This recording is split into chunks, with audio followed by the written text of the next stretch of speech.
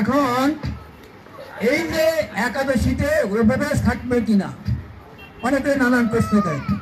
এখন তো গৃহীতে জন্য একাদশীটি প্রত্যেক একাদশীতে উপবাস থাকা গৃহী মানুষের জন্য কষ্টকর। এই জন্য আমাদের মিশনে নিয়ম রয়েছে, দয়ানন্দ মহন্ত মহলে বলে গেছেন 4টে বড় একাদশী, 6 একাদশী, 500 একাদশী, বিপ্লব একাদশী, ভৈন একাদশী, এই 4টে একাদশীর নাম বললাম। তোমরা 12টা একাদশী করতে না পারলেও তোমরা গৃহী মানুষ আমাদের দয়ানন্দ মন্ত্রণালয় বলেছেন এই 4টে একাদশী তোমরা করবার চেষ্টা করবে। আর এই একাদশীতে কি খাবে? অনেকে অনেক কথা বলবে। আমাদের মিশন নিয়ম আছে, হয়তো কেউ বলবে ফল খেয়ে করতে ওই করতে সে করতে হয়, তা না। আমাদের মিশনে নিয়ম রয়েছে, তুমি সকালবেলা ঠাকুরের একটু সাধু যারা ভিজিয়ে রাখবে সেটা চিনি দিনা, আর একটু খাওয়ার মেলতে ঠাকুর একটু নিবেদন করে দেবে সকালে, এটা সকালে খেয়ে নেবে পূজার পর।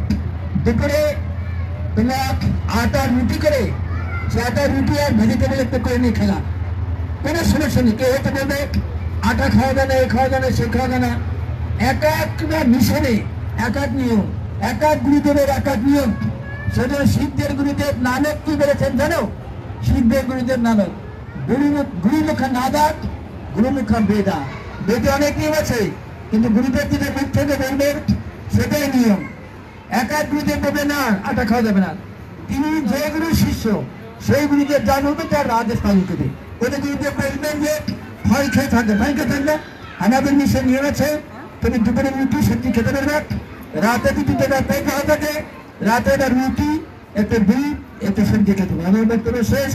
কেউ যদি বলে একাদশী রুটি খাওয়া যায় না, যারা বলবে মনে করবে তার গুরুদেবের শিষ্যের জন্য সেটা প্রযোজ্য।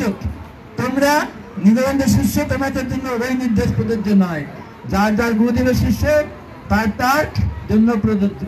সকল